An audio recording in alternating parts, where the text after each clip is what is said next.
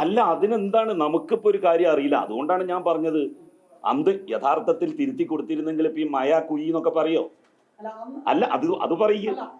പൊതുവിദ്യാഭ്യാസ സ്ഥാപനങ്ങളിലേക്ക് മക്കളെ പറഞ്ഞേക്കാവൂ.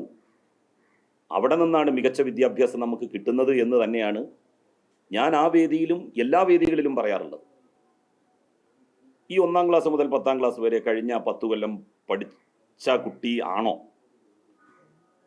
അല്ലെങ്കിൽ അത് പഠിച്ചു എന്നുള്ളത് കൊണ്ടാണോ കേരളം എന്ന് എഴുതാൻ പറഞ്ഞപ്പോ അല്ലെങ്കിൽ എന്ന് എഴുതിയപ്പോ കാരളം എന്നായത്?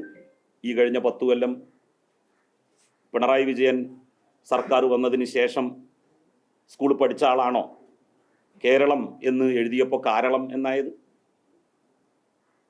അതുപോലെ തന്നെ 9332 എന്നുള്ളതിന് പകരം 9332 എന്ന് പറഞ്ഞ ആള് ഈ കഴിഞ്ഞ 10 കൊല്ലം നമ്മളുടെ ഏതെങ്കിലും ഒരു സ്കൂളിൽ പഠിച്ചു വന്ന കുട്ടിയാണോ? 910 എന്ന് പറയേണ്ടതിന് പകരം 910 എന്ന് നിയമസഭയിൽ പറഞ്ഞ വ്യക്തി ഈ കഴിഞ്ഞ 10 കൊല്ലം നമ്മളുടെ പൊതുവിദ്യാഭ്യാസ മേഖലയിൽ നിന്ന് പഠിച്ചു വന്നതാണോ? 15/5/2026 എന്ന ഡേറ്റ് നമ്മൾ ആരെങ്കിലും അക്കത്തിൽ പറയാറുണ്ടോ?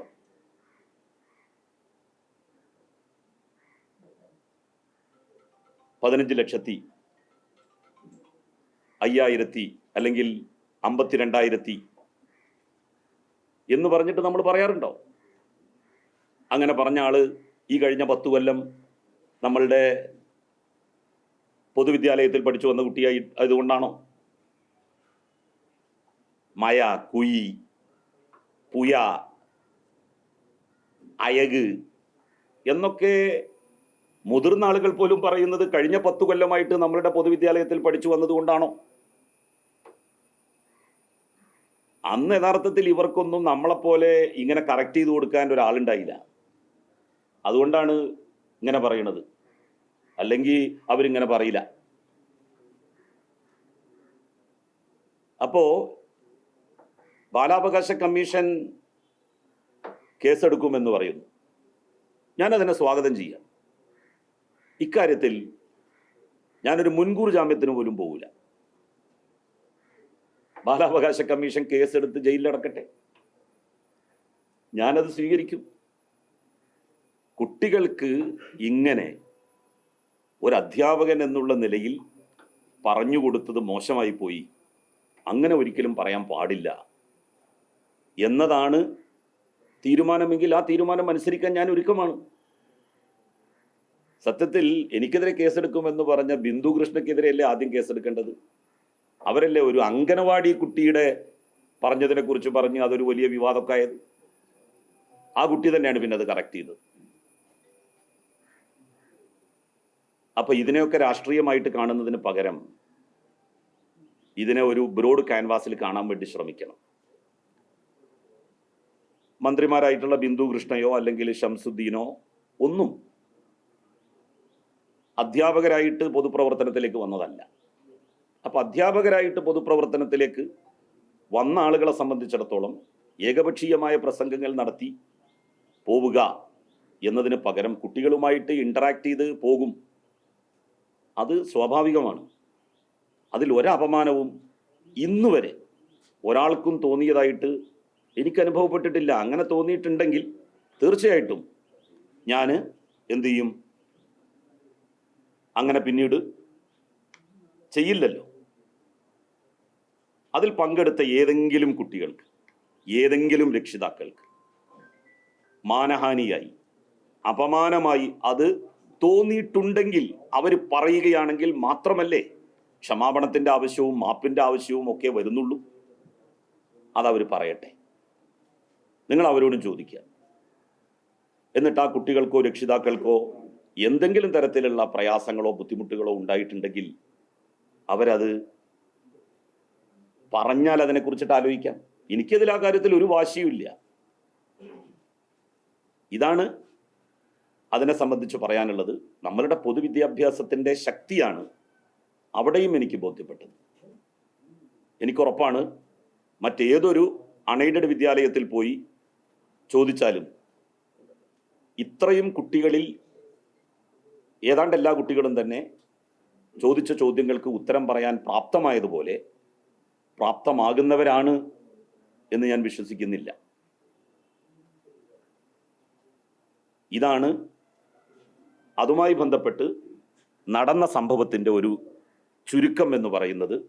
ഞാൻ ഏതാണ്ട് 1 മണിക്കൂർ പ്രസംഗിച്ചു. ആ 1 മണിക്കൂറിലെ പ്രസംഗം നിങ്ങൾ കേട്ടാൽ നിങ്ങൾക്കത് ശരിക്കും ബോധ്യമാകും എന്താണ് അവിടെ നടന്നത്, എങ്ങനെയായിരുന്നു ആ ഫംഗ്ഷൻ മുന്നോട്ട് പോയിരുന്നത് എന്ന്. എന്നെ ബന്ധപ്പെട്ടിട്ടില്ല. ആയിക്കോട്ടെ,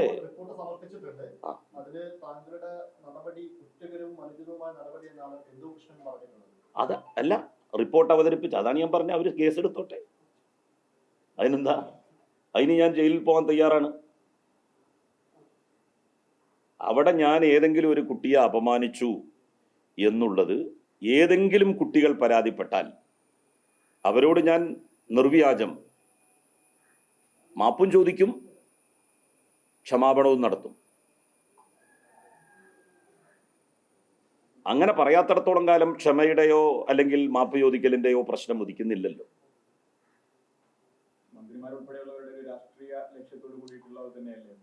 മന്ത്രിമാര് ഇപ്പൊ എന്തൊക്കെയാണ് പറയുക എന്നുള്ളത് നമുക്കറിയില്ലല്ലോ. അവർക്ക് രാഷ്ട്രീയ ഉദ്ദേശം മാത്രമല്ലേ ഉള്ളൂ. ഇതൊക്കെ ഒരു വിഷയമാക്കി കൊണ്ടുവന്നാൽ നമ്മളുടെ സ്കൂളുകളിൽ അധ്യാപകർ എങ്ങനെ പഠിപ്പിക്കും? സ്കൂളുകൾ എന്ന് പറയുമ്പോൾ അതൊരു ക്ലാസ് മുറിക്കകത്ത് 4 ചുവരിന്റെ അകമാണ്, കുട്ടികൾ മാത്രമുള്ള ഒരു സ്പേസ് ആണ്, അവർ പഠിച്ചു വരുന്ന ഒരു സ്പേസ് ആണ്, അവിടെ തിരുത്തപ്പെടൽ സ്വാഭാവികമാണ്. പക്ഷേ പല കുട്ടികളുടെയും രക്ഷിതാക്കൾ അടക്കമുള്ള ഒരു സ്ഥലത്ത് അത് പ്രദർശിപ്പിക്കപ്പെടുന്നു, അത് സമൂഹ മാധ്യമങ്ങൾ ആ ദൃശ്യങ്ങൾ പ്രചരിക്കുന്നു. സ്വാഭാവികമായിട്ട് കുട്ടികൾക്ക് ഒരു അപമാനവും ഇല്ല എന്നല്ലേ ആ കുട്ടികൾ പറഞ്ഞത്?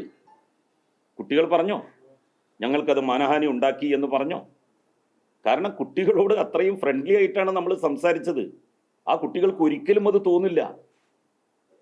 നേരത്തെ ഒരു സമാനമായ രീതിയിൽ ഒരു സംസ്ഥയുടെ നേതാവ് ഒരു കുട്ടിക്ക് സമ്മാനം നൽകുന്നതുമായി ബന്ധപ്പെട്ട് പ്രശ്നമുണ്ടായിരുന്നു. അന്ന് ഈ കുട്ടികൾക്ക് പരാതിയില്ലായിരുന്നു, രക്ഷിതാക്കൾക്ക് പരാതിയില്ലായിരുന്നു. പക്ഷെ അതിനകത്ത് ബാലാവകാശ കമ്മീഷൻ കേസെടുക്കുന്ന ഒരു സാഹചര്യം ഉണ്ടായി. എന്നിട്ട് ആ പിന്നെ മുസ്ലിയാരെ ശിക്ഷിച്ചോ? പക്ഷെ അന്ന് ആ കേസെടുത്തിരുന്നു.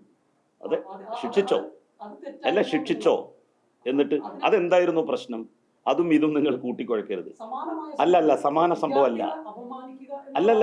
അല്ല അതെന്തിനായിരുന്നു എന്ന് വെച്ചാൽ, ഒരു കുട്ടിയെ ക്ഷണിച്ചു, ആ കുട്ടി പെൺകുട്ടിയാണ്, കുറച്ച് മുതിർന്ന കുട്ടിയാണ്, ആ കുട്ടിയെ ആരാണ് ഇങ്ങോട്ട് ക്ഷണിച്ചത് എന്ന് ചോദിച്ചതാണ് പ്രശ്നം.